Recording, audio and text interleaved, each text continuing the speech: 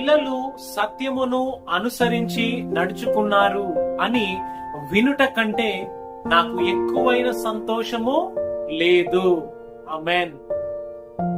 ఈ రోజున నీవు సత్యాన్ని అనుసరించి నడుచుకుంటున్నావా?